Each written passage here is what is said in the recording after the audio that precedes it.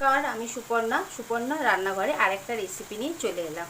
তো আজকে আমি আপনাদেরকে মুগ ডালের কচুরি বানানো দেখাবো, খুবই সহজে, খুবই ইজিভাবে।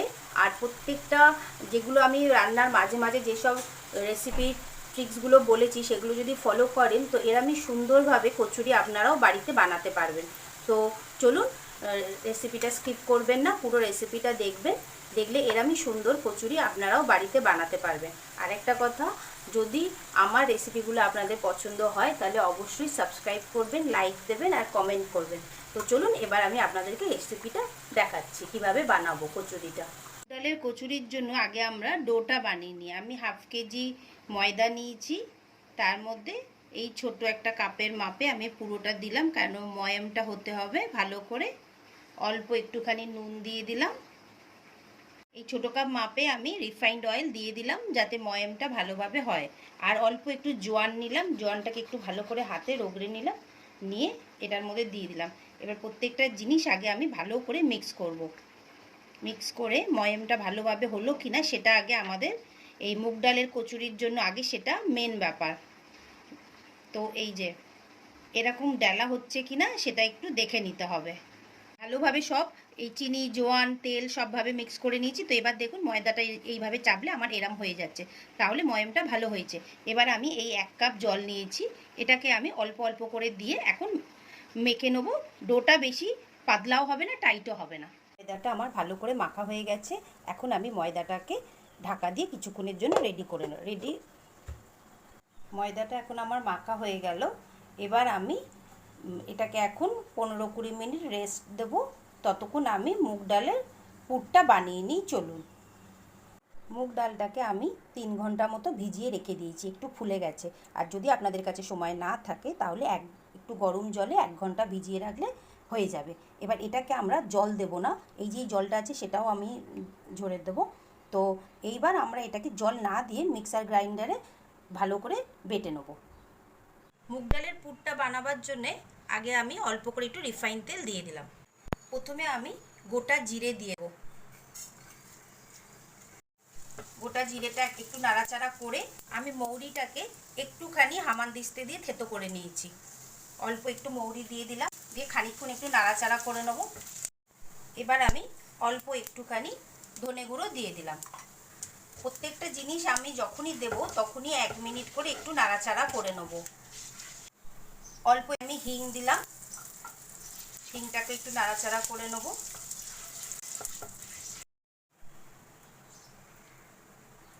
হাফ চামচ হলুদ দিলাম।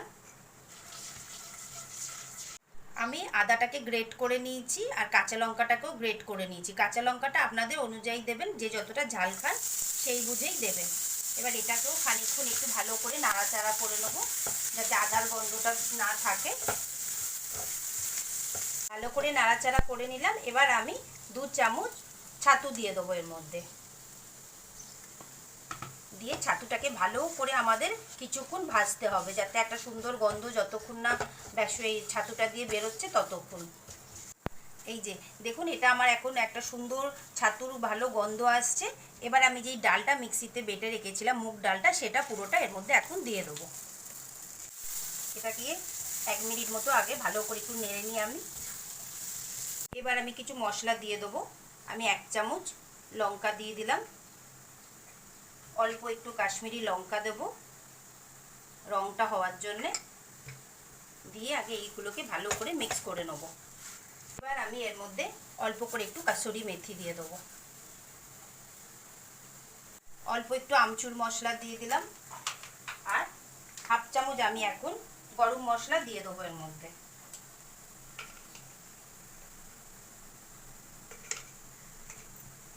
অল্প এখন আমি নুন দিলাম এর মধ্যে, দিয়ে এটাকে ভালো করে মিক্স করে নেবো। আবার হাফ আমি এর মধ্যে বেকিং সোডা দেব, এতে খুব ভালো টেস্টটা বাড়ে কচুরির মধ্যে।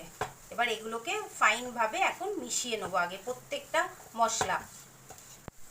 আমাদের ডোটা পুরো একদম রেডি হয়ে গেছে পুরটা। এবার আমরা ময়দাটার মধ্যে পুরটা এখন দেব। পুরটা একবারে ঠান্ডা হয়ে গেছে। এবার আমি এগুলো থেকে একটা একটা করে ডো বানিয়ে নেবো। আগেই প্রথমে আমি এরকম ছোটো ছোটো করে গোল করে নিচ্ছি, তাতে কি হবে আমাদের লেচিগুলো পুড়তে সুবিধা হবে লেচিগুলোতে। তো এরকম ছোট ছোট করে এখন আমি কয়েকটা গোল গোল বানিয়ে নিচ্ছি। ময়দাটা এবারে আমি লেচি করে নেব। ময়দাটা একদমই সফট আছে, তো এই এখন ময়দাগুলো থেকে আমি এরকম গোল গোলভাবে কচুরির জন্য একটু বড় সাইজ করব, এই সাইজের কতগুলো লেচি বানিয়ে নেব। লেচি করে নিয়েছি, এবার আমি এরকম একটা করে লেচি নেব আর এটাকে এরকম ঢাকা দিয়ে রাখবো। রেখে এইভাবে আগে একটা বাটির মতো করে নেব।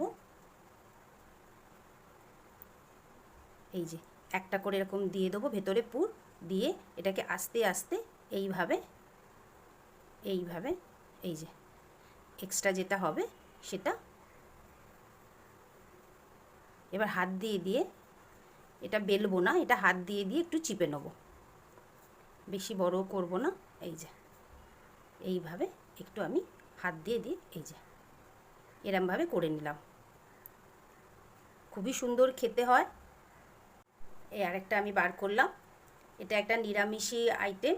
কখনো বাড়িতে যদি নিরামিষ কিছু হয় তো এরম কচুরি বানাতেও আপনারা পারবেন। এই যে ডোটা দিলাম, দিয়ে এরম হাত দিয়ে দিয়ে আস্তে আস্তে এরকম করে নিলাম। নিয়ে বেশি জোরে চিপবো না, যাতে এটা যদি আবার ফেটে যায় তাহলে অসুবিধা হবে।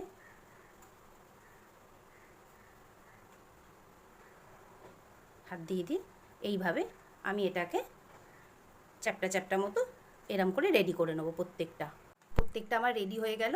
এবার এগুলোকে আমরা ভাজবো। এখন তেলটা আমরা হাই হিট করব না, আগে একটা সামান্য একটা দিয়ে দেখব। আমরা কম হিট থাকবে সেরমভাবেই করবো, আর আস্তে আস্তে আমাদের কচুরিটা হবে। তো এখন আমি এক একটা করে কচুরি দিয়ে দিচ্ছি, সবকটাই দিয়ে দেবো। যেহেতু আমার জায়গাটা বড় আছে, আপনাদের যদি জায়গাটা ছোট থাকে তাহলে আপনারা অল্প অল্প করে দিতে পারেন। আমি 4টে দিয়ে দিলাম। এখন এটাকে টাচ করব না, এটা এইভাবেই থাকবে, আস্তে আস্তে এটা ওপরে উঠবে। আর এখন একদম গ্যাসের ফ্লেমটা আমি একদম লো করে রেখে দেবো। দেখুন এটা আস্তে আস্তে আমাদের এখন ব্রাউন হবে। এবার আস্তে আস্তে এগুলো ওপরে উঠছে, আমি তখন হালকা করে এগুলোকে জাস্ট ঘুরিয়ে দেবো। খুবই সুন্দর ফুলছে, অবশ্যই আপনারাও দেখতে পাচ্ছেন। এটাকে এইভাবেই এখন আমি হালকা করে একটু লাল করে কচুরিগুলোকে ভাজবো। এখন গ্যাসের ফ্লেমটাকে আমি একটু বাড়িয়ে দেবো, হাই করব না, মিডিয়ামে রাখবো। রেখে এগুলোকে আরেকবার করে উল্টে দেবো। দেখছেন কি সুন্দর একটা কালারে আসছে। এইভাবে এখন কচুরিগুলোকে হালকা ব্রাউন কালারে করে ভেজে নেব।